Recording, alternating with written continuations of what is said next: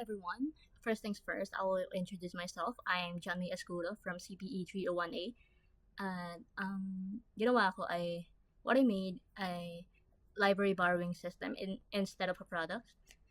So, itong codes na to ay nakabase sa ginawa kong UML na pinagawa ni Mabunag. Inapprobahan niya naman, no, bago ko ginawa. So, basically, may basis tong codes natin. So, papakita ko lang yung instruction ni ma'am. Ayan, point of sale.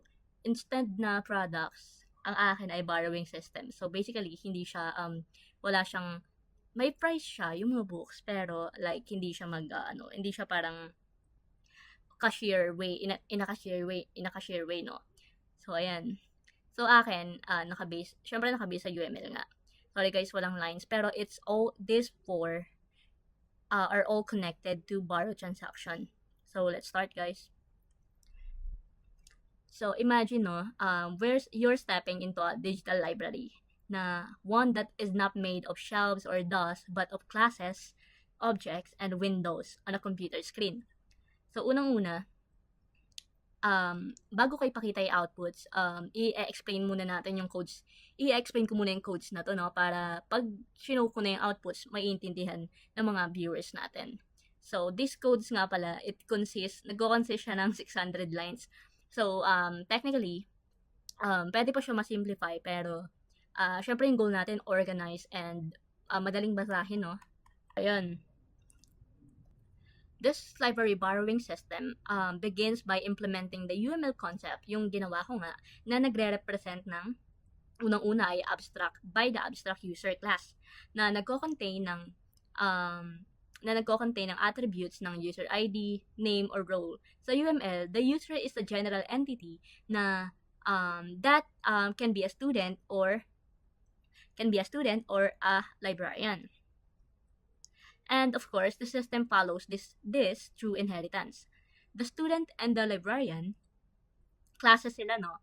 Nakikita naman natin, classes sila. So, magkaiba sila, guys. Meaning, they inherit, nag-extend pala yung librarian kay user. Dito siya, nag-extend tong, ina-extend ni librarian. Tama.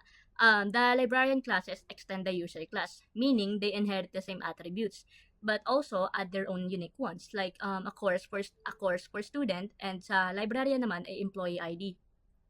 The login interface demonstrates the polymorphism, which we already discussed sa face-to-face classes natin.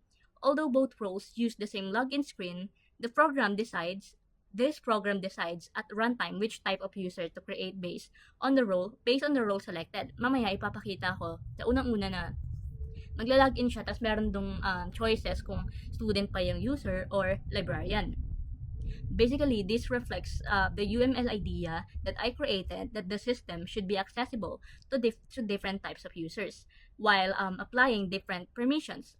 Well, for example, yung librarian lang yung makaka-add ng new books sa program na to, while the student can only borrow the books lang, or they can only borrow and return it, while the librarian, sila yung mga pwedeng mag-add or mag-organize ng mga books na meron tayo sa library. Well, in practice, the login screen checks user input, sabi ko nga kanina, na nag-create ng appropriate user object. Tapos after that, it moves the system into the main interface where the role determines what that user can do. Following the UML's representation of a book class, this codes creates a book object with book ID, title, author, categories, and etc. Yung mga attributes na to, nagre-reflect siya sa UML structure ng library catalog, and the program demonstrates how these objects are used inside the actual system or inside this program.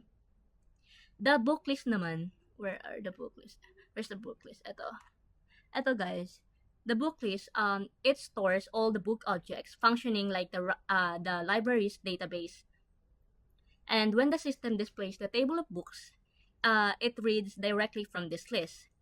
Then, when a librarian adds a book, using the button add add books, ganyan, a new book object is instantiated and added to the list.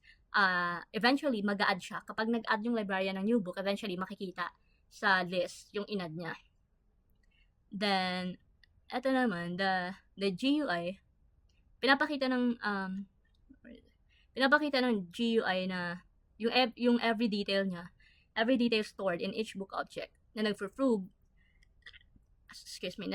how object-oriented programming converts sa UML diagram into real working components. This program even updates and reduces books copies. The copies live as a student add sa items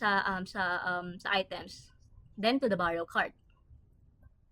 Overall, sinusupport nito yung UML details natin or UML expectation na yung mga books should update the availability automatically. Tulad nga ng sabi ko kanina na kapag may inad or kapag nagbawas, ganyan, mag-a-update siya automatically whenever transactions occur. Ang pinaka-core ng, ano ba to guys? Ayan. Sorry, kanina pa pala. Ang pinaka-core ng code na to ay, sabi ko nga kanina, it's all focused on this variable or in this class, the borrow transaction. Borrow transaction, ayan. So basically, this is the core of any library UML, the borrow transaction, and the system demonstrates this part with the borrow transaction class. Although this program currently shows penalties, sinabi ko nga kanina. And after that, it will demonstrate how the UML operation is turned. Na kinukompute yung days, kung gaano karaming araw yung late, or kung ilang araw nila hindi binalik yung libro. Starting the date or starting 1 week after 1 week. So basically, pina-follow lang nito yung mga format na given sa module. So I just made it in a different form or in a difficult way. Ito yung makikita nyo mamaya sa output. Yan. Kaya kompleto yan guys. Let's just i-explain ko. Kailangan muna natin to i-explain, no? So this system interface, typically nag-show siya ng multiple screen processes na fully implemented using Java Swing. Asan na ba yung mga yan? And the cart visually present all chosen books and computes totals using the object attributes defined. Well, the attributes defined. When we try to run this na, and when the student confirms the borrow action, this system generates a format receipt that lists each borrowed item or borrowed book.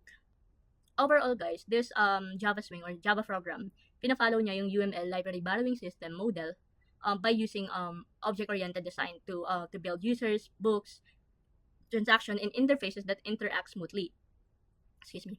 Each class will perform exactly what the UML says it should. Ano nga ba yung mga naka-indicate sa UML natin? Users authenticate, books manage, books and borrowing transaction, and etc. And eventually, books will manage their availability and transactions record, borrow activities, and the system interface. These interactions visible and usable for the librarian and the student. Yung final working nito, guys, niya, it's not only follows the UML, but also dina-demonstrate niya how the UML structure transforms into code that a computer can execute. Dito naman, guys, nagput ako dito ng for image preview. So, pag nirun na natin yung code, di agad siya mag-show. Wait lang, rarana nga natin. Di agad mag-show yung image unless mag-add yung librarian or basta. Ito guys, papakita na natin yung code, so, yung output. Ayan. So for example, ang user ID ay 1234. Any user ID, any names, it will work, guys. But of course, kailangan natin mag-put ang any of it para mag-grant to. Kasi, for example, hindi tayo magpuput ng name o ng user ID, hindi siya guys, ayan, hindi tayo mag-proceed. O, halimbawa, kahit ano, Jaja, yan. Let's try the student first muna. Ayan. Then, mag-show to ng mga books available sa library. And if we click this, hindi natin yan ma-access kasi yung librarian nga lang yung pwede maka-add ng books. But later on, i-show natin yan. So, ayan. Halimbawa, these are just examples, guys. Halimbawa, gusto natin ng introduction to Java, we can click this, and halimbawa, gusto natin 3 copies. Ayan. Eventually, ma-add yan sa borrowed card natin, guys. Or gusto rin natin ito, halimbawa, isa lang. Ayan. Any of it, guys, mag-show yan. O, ayan. And if we want to change the quantity, we would select an item, then change quantity. Halimbawa, gusto natin na 5. Ayan. Or gusto natin mag-remove. Mari-remove yan, guys. Ayan. Tapos, kapag sure na tayo, confirm na natin, ayan, lalabas na yung receipt. Kung ano yung ibabaraw natin na libro. Then, sabi ko nga kanina, kapag nag-exceed sa date yung pag-borrow nila ng libro, may penalty. Ayan, 20 pesos per day. Tapos, o kaya, after that, gusto naman natin maraming libro. Ayan. Allah, yan. Select natin. Halimbawa, 3 libro gusto natin. Put lang natin randomly. Depende kung ilang copies yung available. Yan. Close na natin. Then, punta tayo sa cart. Confirm. Ayan. Papakita lang niya yung mga, kung anong, yung mga pinik natin or yung mga attributes na meron tong mga libro na to. Then, ipapakita naman natin yung sa librarian part. Diba dito, no image yung sinasabi. Itatry naman natin kung paano malalagyan ng image. Ito guys, kunwari, kahit ano na yan. Tapos name ay ako na lang. Tapos, librarian. Tapos, now, we can add a book na. Halimbawa, ang book ID niya ay F006. Following the book IDs here na lang. Then, C++. Ayan. Tapos, author. Halimbawa lang to guys, si Engineer Daplan. Halimbawa lang to guys ha. Then, category, programming. Copies available, 5. Then, 300 pesos. Ayan. Tapos, halimbawa, gusto ng librarian na maglagay ng image. We can look for it here. Hanapin lang natin dito guys. Ayan, C++. Then, eventually, magpapakita na yan dyan guys. Ayan. That's how it works guys. Ayan, halimbawa, pipick natin yan. Halimbawa, ayan lang yung gusto natin. 3. Then, eventually, magpapakita yan guys kapag pag student na ulit yung magbaborrow ng ng libro. Let's give an example again. Chemistry. Sorry. Chemistry. Ayan. Tapos, ang author ay, halimbawa na lang, ay si Engineer Norland pa rin. Ito, natin siya, chemistry category. Chemistry pa rin. Then, ayan. So, browse natin. Let's find it here lang, guys. Ito. Ayan. Then, eventually, mag-show siya, guys. Ayan. Then, let's try na natin sa kapag student na yung magla-login. Name, Haya, hi. Kahit small letters. Haya, hi. Haya, hi. Yan, student na, guys. Tapos, halimbawa, gusto niya ng chemistry. Yan, mag-show na yan dyan, guys. Display the books. Yan. Gusto niya yan, ng 2. Yan, gusto niya 5, halimbawa. Tapos, yung C++ din. Mag-show din yung C++ dyan, guys. Yan.